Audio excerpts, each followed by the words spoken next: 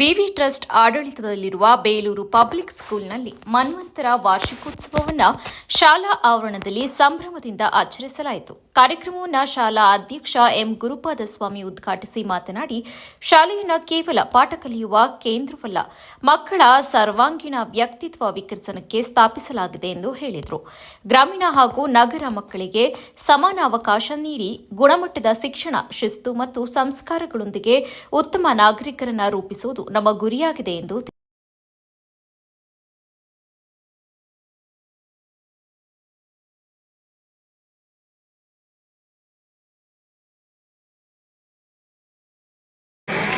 ನಾವು ಈ ಶಾಲೆಯನ್ನು ಪ್ರಾರಂಭ ಮಾಡಿದ್ದೇ ಒಂದು ಉತ್ತಮವಾದ ವಿದ್ಯಾಸಂಸ್ಥೆಯನ್ನು ಕಟ್ಟಬೇಕು ಅನ್ನೋ ದೃಷ್ಟಿಯಿಂದ. ನಾವು ಇಲ್ಲಿ ಎಲ್ರಿಗೂ ಇಲ್ಲಿ ಯಾವ ಟ್ರಸ್ಟಿಗಳಿದ್ದಾರೆ ಅವರೆಲ್ರಿಗೂ ಅವ್ರದ್ದೇ ಆದಂತಹ ವ್ಯವಹಾರಗಳು, ಅವ್ರವ್ರದ್ದೇ ಆದಂತಹ ಪ್ಲಾಂಟೇಶನ್ಗಳು, ಅವ್ರದ್ದೇ ಆದಂತಹ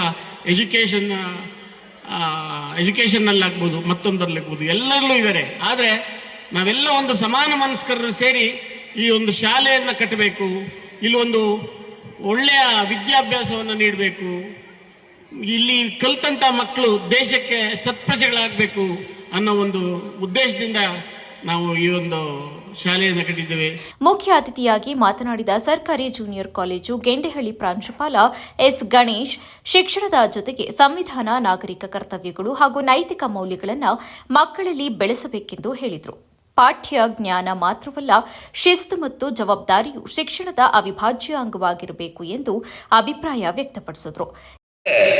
ನಾವು ಭಾರತೀಯ ಪ್ರಜೆಗಳಾಗಿರಬೇಕು.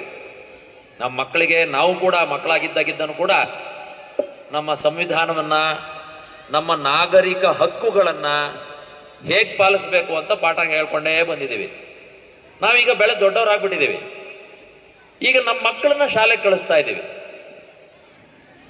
ನಾವು ಮಕ್ಕಳಾಗಿದ್ದಾಗ ಏನೇನು ಸಂವಿಧಾನದ ಹಕ್ಕುಗಳನ್ನಾಗಲಿ, ಕಾನೂನು ಪರಿಪಾಲನೆ ವಿಚಾರ ಆಗಲಿ, ಅಥವಾ ನಾವುಗಳು ಶಾಲೆಗೆ ಹೋದಾಗ ಏನೇನು ಕಲ್ತಿದ್ವಿ, ಅಥವಾ ಮನೆಯಲ್ಲಿ ನಮ್ಮ ತಂದೆ ತಾಯಂದಿರೋ ಅಥವಾ ನಮ್ಮ ಗುರುಗಳು ಏನೇನು ನಮಗೆ ಹೇಳ್ಕೊಟ್ಟಿದ್ರು, ಅದರಲ್ಲಿ ಸರಿ ಯಾವುದು ಅನ್ನೋದನ್ನು ನಾವು ಹೇಗೆ ಅರ್ಥ ಮಾಡ್ಕೊಂಡ್ವಿ, ತಪ್ಪು ಯಾವುದು ಅನ್ನೋದನ್ನು ನಾವು ಹೇಗೆ ಅರ್ಥ ಮಾಡ್ಕೊಂಡು ಅದನ್ನು ದೂರ ಇಡೋ ಪ್ರಯತ್ನ ಪಟ್ವಿ,